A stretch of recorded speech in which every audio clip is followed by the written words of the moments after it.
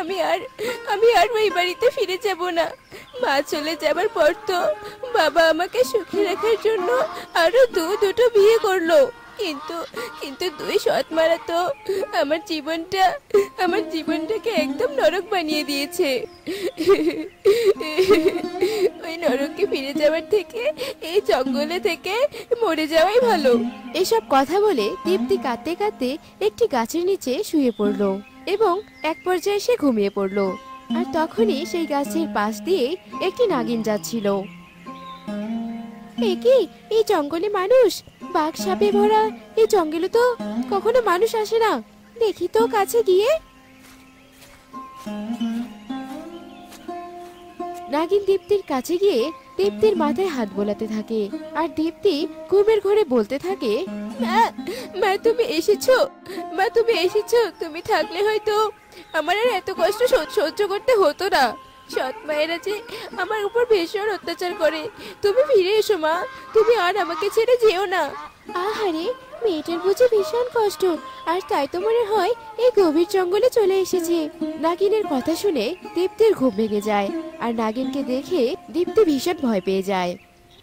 এ কি নাগিন, আমার ক্ষতি করো না। ভয় পেও না মা, আমি নাগিন হলেও আমি তোমার কোনো ক্ষতি করব না। কিন্তু তুমি যদি এই জঙ্গলে থাকো তাহলে তোমার অনেক বড় ক্ষতি হয়ে যাবে। এখানে বাঘ আর সাপের মতো অনেক হিংস্র প্রাণী আছে। থাকুক, দরকার পড়লে আমি সেই হিংস্র প্রাণীদের কাছেই প্রাণ দেব, তবু আমি আর বাড়িতে ফিরে যাব না। কেঁদো না মা, তুমি শান্ত হও আর বাড়িতে ফিরে যাও। আমি তোমার জীবনে শান্তি ফেরানোর ব্যবস্থা করব। তুমি আমার কথার উপর ভরসা করে বাড়িতে ফিরে যাও। নাগিনের কথা শুনে দীপ্তি বাড়িতে ফিরে যায়।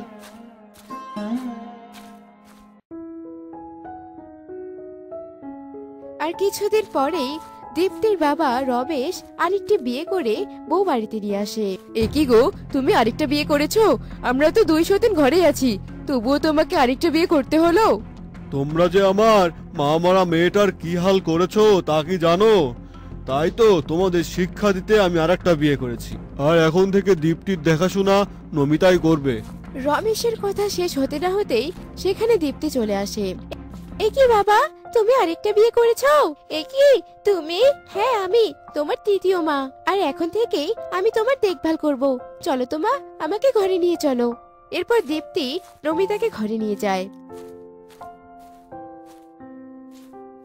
নমিতাকে দেখে দীপ্তি ভীষণ খুশি ছিল, আর নমিতাও দীপ্তিকে প্রায় আপন করে নেয়। এবার কিরে হবে ছোট, নতুন বউ যদি দীপ্তিকে আমাদের থেকে বেশি দেখাশোনা করে তাহলে তো রমেশ আমাদের দিকে ফিরেও তাকাবে না। সে যাই হোক, নতুন বউকেও আমাদের দলে নিয়ে আসতে হবে, তারপর 3 সৎমা মিলে দীপ্তির উপর অত্যাচার করব। সে ঠিক বলেছো তুমি। তার আগে দেখি শয়তান শয়তান দীপ্তি কোথায়। আমার পা দুটো বড্ড ব্যথা করছে। দীপ্তি, এই দীপ্তি।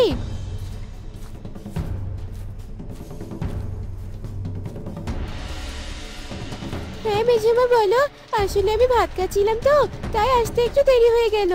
আর অজুহাত দিতে হবে না, তোর যে কি কাণ্ড সেটা আমি ভালো করেই জানি। এখন অযথা কথা রেখে আমার পা দুটো টিপে দে তো দেখি। আমার পা দুটো টিপে দে তো দেখি। আমার পা দুটো যে বড্ড ব্যথা করছে। মা, আমি তো ভাত খাচ্ছিলাম, খেয়ে এসে দেই। তোর এত বড় সাহস, তুই আমার কথা শুনিস না তাই না? দাঁড়া, দেখাচ্ছি মজা। কথা বলে রাগিনী রেগে গিয়ে দীপ্তির দিকে একটি ঢিল ছোড়ে, আর তখনই নমিতার চোখ থেকে একটি আলোক রশ্মি বেরিয়ে সেই টুলের উপর পড়ে। আর টুল দীপ্তির গায়ে না লেগে উল্টো অভয়ার গায়ে লাগে। তোর এত বড় সাহস, তুই আমাকে আঘাত করিস? তোর 12টা আমি আজকে বাজাবো।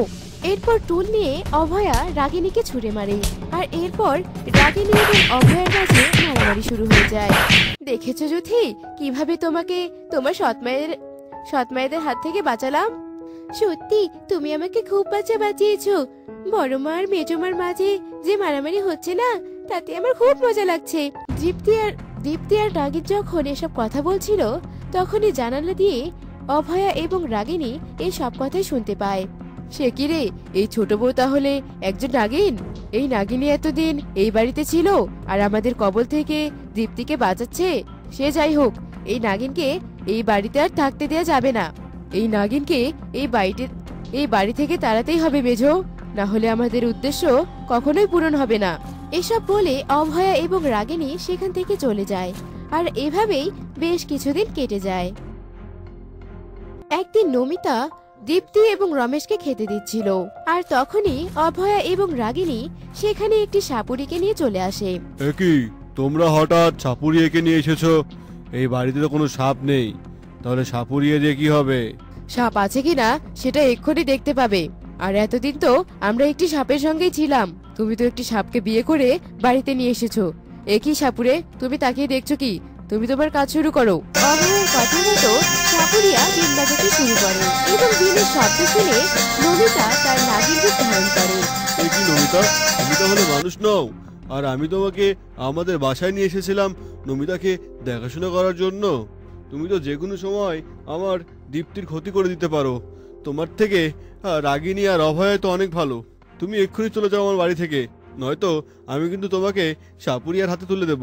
রমেশের মুখে এমন কথা শুনে নাগিনী সেখান থেকে তাড়াহুড়ো করে চলে যায়।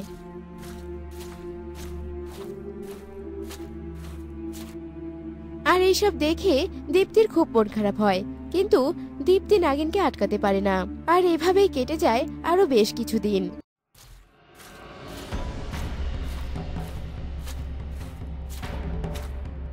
দীপ্তিমা, দীপ্তিমা, কোথায় তুই?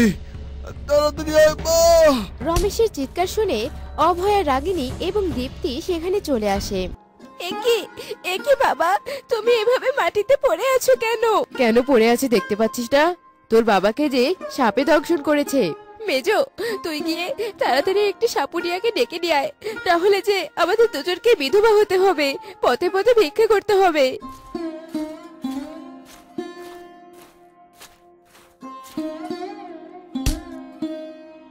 অভয়ের কথা মতো রাগিনী গিয়ে একটি সাপুরিয়াকে ডেকে নিয়ে আসে। আর সাপুরিয়ে রমেশের পায়ের দাগটি দেখে ভীষণ অবাক হয়ে যায়। সর্বনাশ, এই তো কোনো সাধারণ সাপের দংশন নয়। রমেশকে তো কাল নাগিনী দংশন করেছে। ওকে বাঁচানোর ক্ষমতা আমার নেই।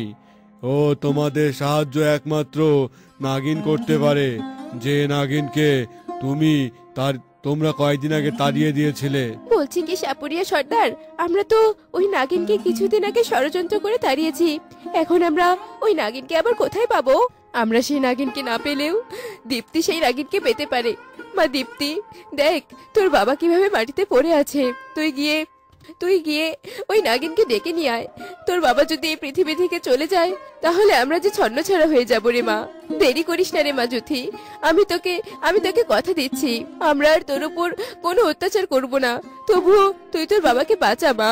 যাচ্ছি, তবে আমিও যে আমার বাবাকে হারাতে চাই না। এরপর দীপ্তি জঙ্গলে চলে যায়।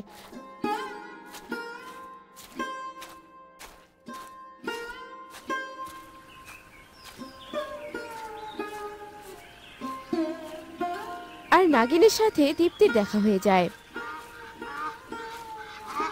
দীপ্তি রমেশের ব্যাপারে নাগিনকে সবকিছু খুলে বলে। কি বলছো কি এসব তুমি দীপ্তি?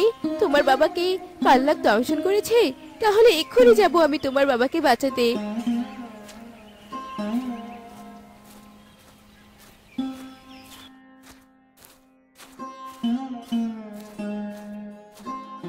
তুমি এসেছো বোন, দয়া করে তুমি আমাদের স্বামীকে বাঁচাও। আমরা জানি আমরা তোমাকে ষড়যন্ত্র করে তাড়িয়ে দিয়েছি, তার জন্য আমরা তোমার কাছে ক্ষমা চাইছি। তুমি আমার স্বামীকে বাঁচাও বোন। এরপর নাগিন রমেশের বিষ তুলে দেয় এবং রমেশ সুস্থ হলে নাগিনকে দেখে তার আর কিছুই বোঝার বাকি থাকে না। অনেক ধন্যবাদ নাগিন, তোমাকে অনেক ধন্যবাদ আমার জীবন বাঁচানোর জন্য। আর আজ তোমার এই উপকার দেখে আমি বুঝতে পারছি যে তুমি আসলে দীপ্তির ক্ষতি নয়, ওর উপকার করার জন্যই এসেছিলে। আমাকে ক্ষমা করে দাও। আর সেটা আমরা বুঝতে পেরেই নাগিনকে ষড়যন্ত্র করে তাড়িয়ে দিয়েছিলাম, কিন্তু এখন আমরা আমাদের ভুল বুঝতে পেরেছি। তুমি আমাদেরকে ক্ষমা করে দিয়ে আমাদের সাথে থেকে যাও নাগিন বোন। আমরা 3 সৎমা মিলে দীপ্তিকে অনেক আদর যত্নে আগলে রাখবো। তা হয় না গো, তবে তোমরা যে তোমাদের ভুল বুঝতে পেরেছো আর দীপ্তিকে আপন করে নিয়েছো, আমি তাতেই খুশি। তোমরা আমার দীপ্তিকে কোনো কষ্ট দিও না, ওর জন্য যে আমি এত কিছু করেছি। তারপর সেখান থেকে নাগিন চলে যায়। আর দীপ্তির সৎ মা তারপর থেকে দীপ্তিকে অনেক ভালোবাসতে শুরু করে।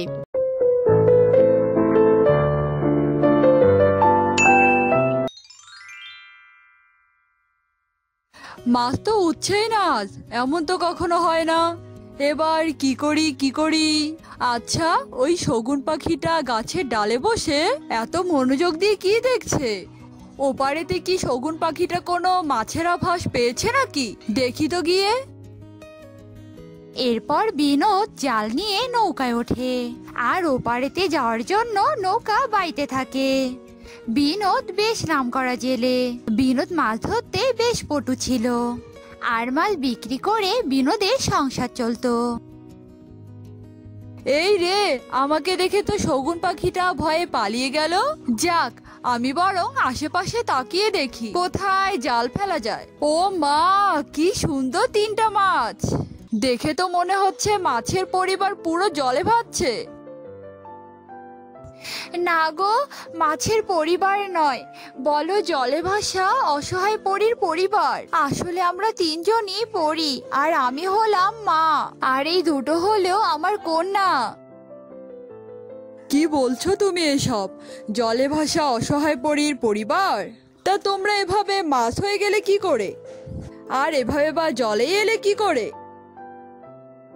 সে অনেক কথা গো। মেয়ে দুটোর আবদার পূরণ করার জন্য আমি মেয়ে দুটোকে নিয়ে পৃথিবীতে এসেছিলাম, আর এখানে আসার পরই অঘটনটা ঘটে যায়। ও মা, একটা নয়, দুটো নয়, 3টে পরী! আমি তো এতদিন যাবৎ পরীর অপেক্ষাতেই ছিলাম, আর হঠাৎ করে যে এভাবে পরীদেরকে দেখতে পারবো তা আমি কখনো ভাবিনি।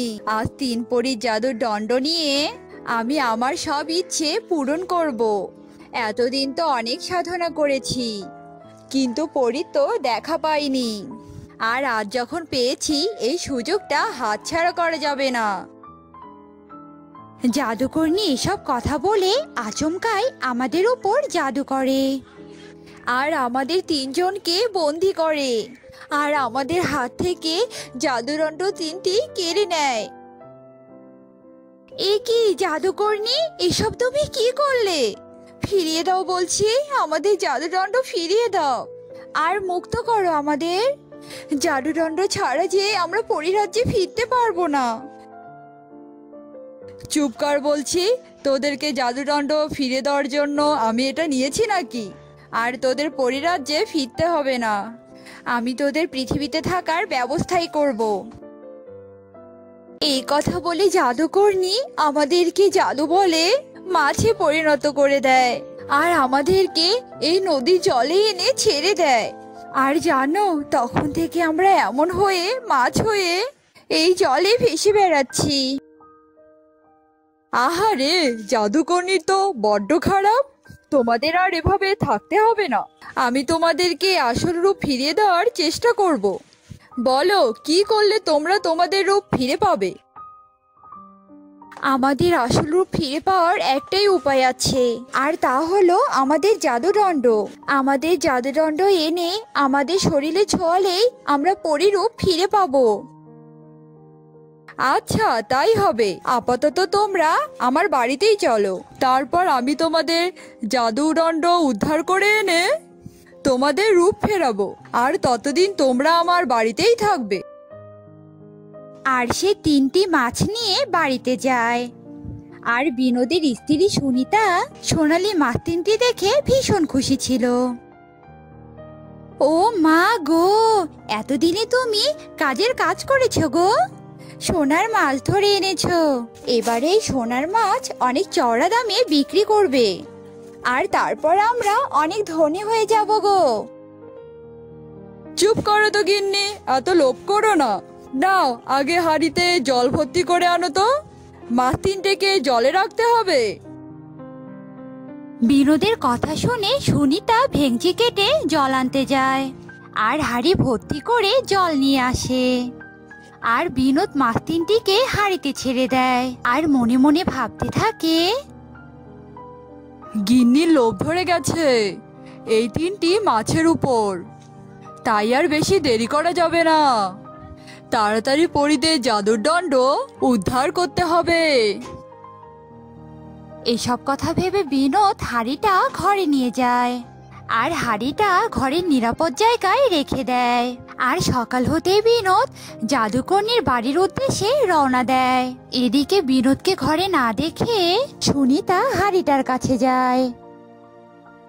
আমার স্বামীটা একেবারে বোকার হাড়ি, কোথায় সোনালী মাছগুলো বাজারে নিয়ে গিয়ে চড়া দামে বিক্রি করবে তা নয়, সকাল হতে না হতে কোথায় যে চলে গেছে। না, এবার বুঝি মাছ তিনটা নিয়ে আমাকেই বাজারে যেতে হবে। আমি বেশ চড়া দামে মাছ তিনটা বিক্রি করতে পারবো। এইসব ভেবে সুনিতা হাড়িটা নিয়ে বাজারের উদ্দেশ্যে রওনা দেয়। এদিকে বিনোদ জাদুকর্ণীর বাড়িতে গিয়ে পৌঁছায় আর দেখে জাদুকর্ণী জাদুদণ্ড তিনটে নিয়ে মিটিমিটি করে হাঁটছে। আরে আরে, তুই কে? তুই আমার অনুমতি না নিয়ে আমার বাড়িতে ঢুকলি কিভাবে? মা গো, প্রাণ বাঁচানোর চাইতে কি অনুমতি নেওয়াটা বেশি জরুরি? আমি যে আর পারছি না, জল পিপাসায় আমার প্রাণটা বেরিয়ে যাচ্ছে, একটু জল দিন মা। এসব কথা বলে বিনোদ ধপাস করে মাটিতে পড়ে যায়। এ দেখে জাদুকর্ণী জাদুর লাঠি তিনটি রেখে জল নিতে ঘরে চলে যায়। আর তখনই বিনোদ চোখ মেলে আর তাড়াতাড়ি উঠে গিয়ে জাদুর দণ্ড তিনটি নিয়ে নেয়। আর তখনই জাদুকর্ণী জলের গ্লাস নিয়ে চলে আসে। এ কি কাণ্ড, তুই জল খেতে এসে আমার জাদুদণ্ডে হাত দিয়েছিস কেন? দে বলছি, দে আমার জাদুদণ্ড। দেওয়ার জন্য তো এত ঢং করে অভিনয় করে জাদুদণ্ডটি নেইনি মা। আপনি যেভাবে পরীদেরকে ঠকিয়ে জাদুর দণ্ডটি নিয়েছেন, তেমনি আপনাকেও ঠকিয়ে আমি জাদুর দণ্ডটি নিলাম। এই শয়তান জাদুকর্ণীকে ধ্বংস করে দাও। আর আলোক রশ্মি জাদুকর্ণী শরীরের উপর পড়তেই জাদুকর্ণী ভস্ম হয়ে যায়। আর বিনোদ জাদুর দণ্ড তিনটি নিয়ে বাড়ির দিকে ফিরতে থাকে। আর পথেই সুনিতার সাথে দেখা হয়। তুমি মাছের হাড়িটা নিয়ে কোথায় যাচ্ছ? বাজারে গো, বাজারে। তুমি তো আর সোনালী মাছ বাজারে নিয়ে গিয়ে চড়া দামে বিক্রি করতে পারবে না, তাই আমি নিয়ে যাচ্ছি গো। চুপ করো, একদম বোকার মতো কথা বলবে না। নামাও বলছি, ওই হাড়ি মাথা থেকে নামাও। বিনোদের ধমক শুনে সুনিতা তাড়াতাড়ি মাথা থেকে হাড়িটা নামায় আর মাছ তিনটির মাথায় জাদুদণ্ড ছোঁয়ায়। আর সাথে সাথে মাছ তিনটি পরীতে পরিণত হয়। তোমায় অনেক ধন্যবাদ, তুমি আমাদেরকে বড্ড উপকার করলে। তবে তোমার বউ বেশ লোভী, আর এমন লোভ করলে তোমরা বিপদে পড়তে পারো। আমি আর লোভ করব না গো, আমি কিছু বুঝতে পারিনি, তাই এমনটা করে ফেলেছি। তুমি আমাকে ক্ষমা করে দাও। আচ্ছা, লোভ ছেড়ে ভালো পথে আসলেই মঙ্গল। তবে বিনোদ, তুমি যখন আমাকে রূপ ফিরিয়ে দিয়েছো, তার জন্য আমি তোমাকে পুরস্কৃত করতে চাই। এরপর পরী জাদু করে মোহর এনে দেয় আর দুই কন্যাকে নিয়ে পরীরাজ্যে ফিরে যায়। এরপর বিনোদ আর সুনিতা পরীর দেওয়া উপহার নিয়ে বাড়িতে ফিরে যায়। শরীরের ঘাগুলো ক্রমশ বেড়েই চলেছে, কিছুতেই কমছে না। তবে কি এবার আমার মৃত্যু নিশ্চিত? হে ঈশ্বর, তবে কি এবার আমি সত্যি সত্যি মারা যাব? এসব কথা বলে হাঁস চোখের পানি ফেলতে থাকে। আর হাঁসটি গোপালগঞ্জ গ্রামের পাশে রূপসা নদীতেই থাকতো। বেশ কিছুদিন ধরেই হাঁসের শরীরে দাগযুক্ত কিছু ঘা সৃষ্টি হয়, আর সেই ঘায়ের কারণে হাঁসটি দিন দিন নাজেহাল হয়ে পড়ে।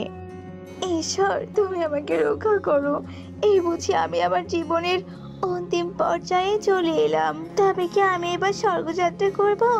আমাকে সাহায্য করার মতো কি কেউ নেই? হাঁসের কথা শেষ হতে না হতেই সেখানে একটা লাল পরী চলে আসে। আর হাঁসের এমন কথা শুনে লাল পরীর মনে অনেক মায়া হয়। আহারে, তোমার শরীরের একই দশা গো, এত ঘা কি করে হলো তোমার শরীরে? তোমার নিশ্চয়ই খুব কষ্ট হচ্ছে, তাই না গো? দাঁড়াও, আমি এক্ষুনি তোমার শরীরের সব ঘা শেষ করে দিচ্ছি, তবে আর তোমাকে কষ্ট পেতে হবে না গো। এরপর লালপুরি জাদু করে হাঁসের শরীরের সব দাগ দূর করে দেয়, আর ঘাগুলো চলে যাওয়ায় হাঁসটিও সুস্থ হয়ে যায়। ওহ বাবা, কি যে শান্তি! তুমি আমাকে কঠিন যন্ত্রণা থেকে মুক্ত করলে গো। আমি যে অনেক শান্তি পাচ্ছি গো। আমি তোমার কাছে চিরকৃতজ্ঞ থাকবো। আজ যে তুমি আমাকে মৃত্যু যন্ত্রণা থেকে মুক্তি দিলে গো। সত্যি তুমি ভালো একটা বন্ধুত্বের পরিচয় দিলে। আচ্ছা বাবা, হয়েছে হয়েছে, থামো। আর কৃতজ্ঞতা প্রকাশ করতে হবে না। আসলে আমার চোখের সামনে যদি কেউ কষ্ট পায় তাহলে আমার অনেক কষ্ট হয়, আর সে কারণেই তো আমি তোমাকে সুস্থ করে দিলাম। এরপর লালপুরি জাদু করে একটা মুক্তোর মালা নিয়ে আসে, আর সেই মালাটা হাঁসের গলায় পরিয়ে দেয়। এই মুক্তোর মালাটা আমার পক্ষ থেকে তোমার উপহার গো হাঁস। এই মুক্তোর মালা গলায় দিয়ে তুমি যা চাইবে তাই পাবে, আর এই মালাটা তোমার সব বিপদ থেকেও রক্ষা করবে গো। তুমি আমাকে বন্ধু রেখেছো, আমি কি তোমার উপকার না করে পারি বলো? এসব কথা বলে লালপুরি সেখান থেকে চলে যায়, আর হাঁস তো লালপুরির এত উপকার পেয়ে ভীষণ খুশি হয়ে যায়। যাক বাবা, ওই লালপুরিকে আমি বন্ধু রেখেছি, এত গুণগান করেছি, অমনি আমাকে বন্ধু বানিয়ে দিল। শেষমেশ আমার গলায় আবার জাদুর মালাও পরিয়ে দিল। তবে যে এবার আমার সুখের দিন শুরু হলো। এই যে জাদুর মালা, আমি চাই আমার সামনে অনেক শস্যদানা আসুক। আমার যে অনেক ক্ষুধা পেয়েছে, দে দেখিনি আমাকে দানা শস্য। হাঁসের কথা শেষ হতে না হতেই হাঁসের সামনে অনেকগুলো দানা শস্য চলে আসে, আর হাঁস মনের সুখে দানা শস্য খেতে থাকে। এদিকে লালপুরি তার পরোপকারিতা সেরে পরিরাজ্যে ফিরে যায়। বলছি লালপরি, এভাবে আর কতদিন? তোমাকে আমি অনেকদিন বারণ করেছি পৃথিবীতে যাবে না, কিন্তু তুমি তো আমার কোনো কথাই শুনছো না। একদিন দেখবে ওই পৃথিবীটাই তোমার জন্য কাল হয়ে দাঁড়িয়েছে। এসব কথা বলে রানীপুরি সেখান থেকে চলে যায়। আর কিছুদিন পরে লালপুরি ভয়ঙ্কর রোগে আক্রান্ত হয়, পরীর শরীরেও ঘা হয়। আহ, কি যন্ত্রণা!